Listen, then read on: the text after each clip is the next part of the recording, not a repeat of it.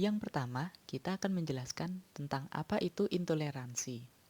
Pengertian dari intoleransi itu sendiri adalah sebuah paham atau pandangan yang mengabaikan seluruh nilai dalam toleransi.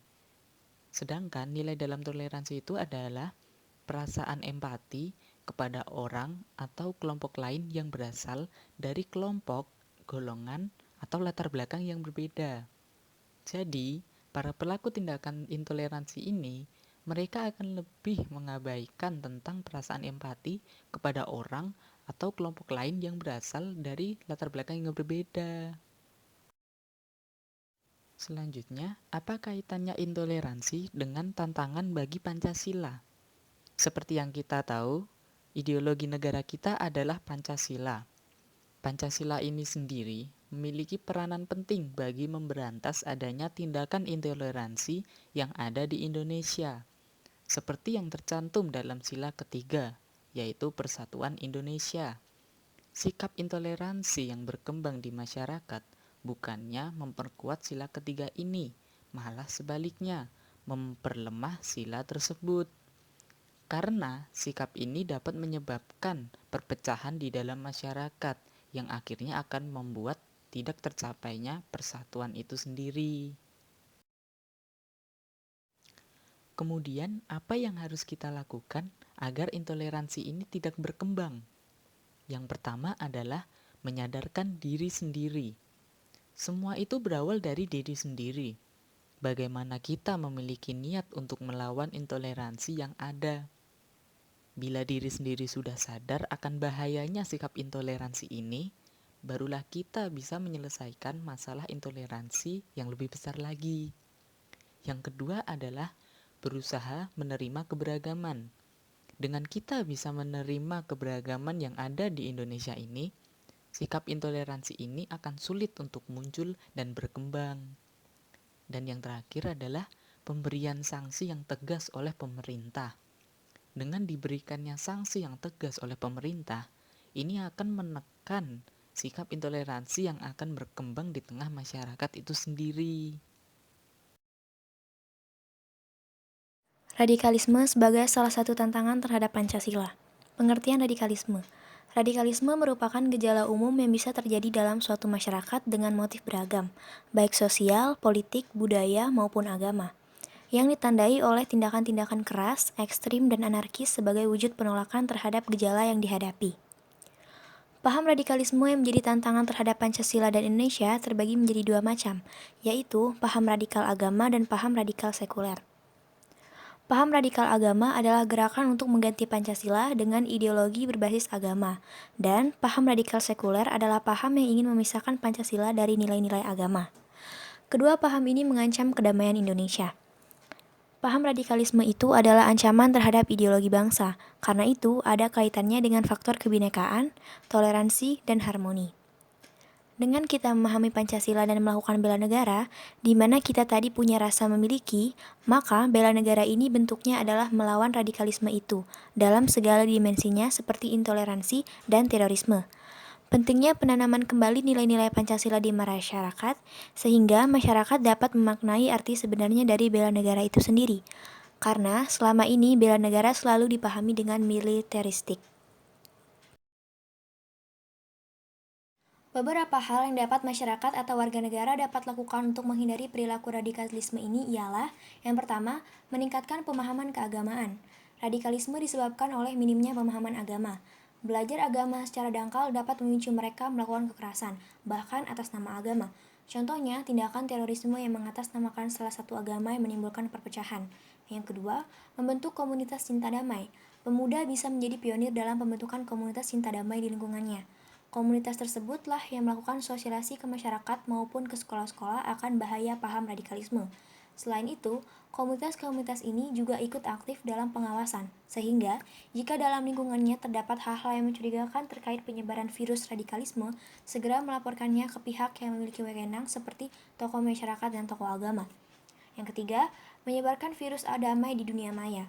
Penggunaan internet yang dapat diakses oleh siapa saja, baik muda maupun tua, sehingga tidak terkontrolnya apa saja yang kita serap sehari-hari.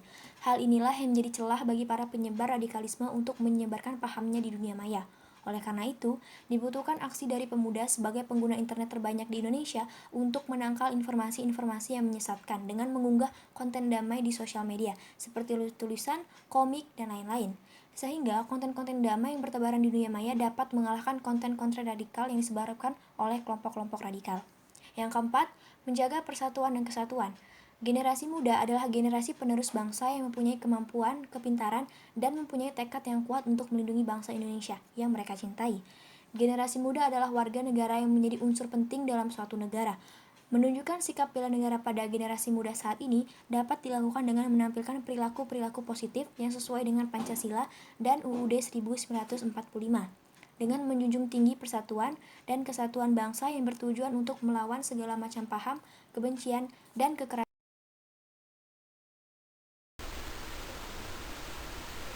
Terorisme. Apa itu terorisme? Terorisme adalah serangan-serangan terorganisasi yang bertujuan membangkitkan perasaan teror terhadap sekelompok masyarakat. Berbeda dengan perang, aksi terorisme tidak tunduk pada tata cara peperangan seperti waktu pelaksanaan yang selalu tiba-tiba dan target korban jiwa yang acak serta seringkali merupakan warga sipil. Terorisme melanggar sila pertama dan ketiga. Melanggar sila pertama jika mengatasnamakan agama, yaitu ketuhanan yang Maha Esa, karena akan menjerumuskan agama yang dibawa pelaku teroris tersebut. Dan melanggar sila ketiga karena Indonesia yang bermasyarakat akan tidak ada lagi harmonis dikarenakan timbulnya kerusakan ideologi negara yang disebabkan oleh teroris.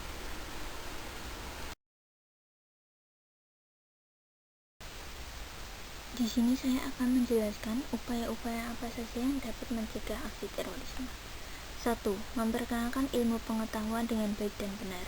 Pengenalan tentang ilmu pengetahuan ini harusnya sangat ditekankan kepada siapapun, terutama kepada para generasi muda.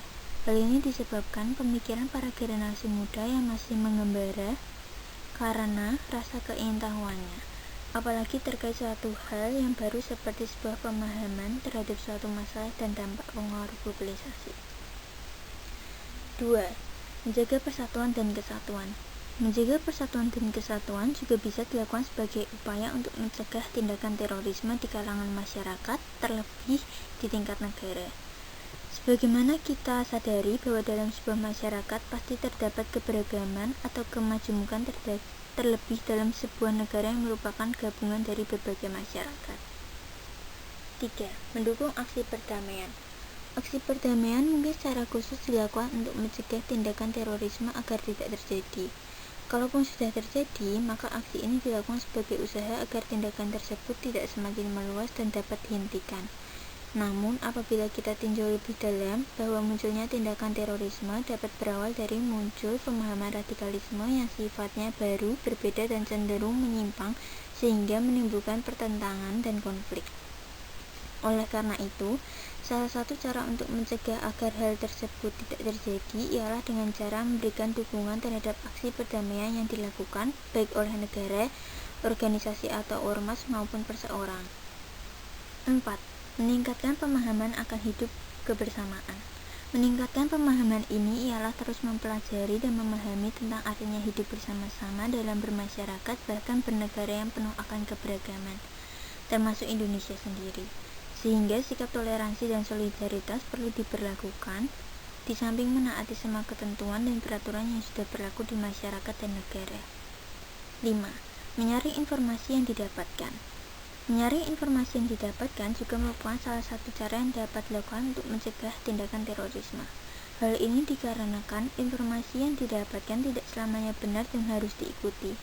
Terlebih dengan adanya kemajuan teknologi seperti sekarang ini, di mana informasi bisa datang dari mana saja, sehingga penyaringan terhadap informasi tersebut harus dilakukan agar tidak menimbulkan kesalahpahaman, di mana informasi yang benar menjadi tidak benar dan informasi yang tidak benar menjadi benar. Oleh karena itu, kita harus bisa menyaring informasi yang didapat sehingga tidak sembarang membenarkan, menyalahkan, dan terpengaruh untuk langsung mengikuti informasi tersebut. 6. Ikut aktif mensosialisasikan terorisme. Mensosialisasikan di sini bukan berarti kita mengajak untuk melakukan tindakan terorisme, namun kita mensosialisasikan tentang apa itu sebenarnya terorisme. sehingga nantinya akan banyak orang yang mengerti tentang arti sebenarnya terorisme tersebut, di mana hal tersebut sangatlah berbahaya bagi kehidupan, terutama kehidupan yang dijalani secara bersama-sama dalam dasar kemajemukan atau keberagaman. Jangan lupa pula untuk mensosialisasikan tentang bahaya, dampak, serta cara-cara untuk bisa menghindar tindakan terorisme tersebut.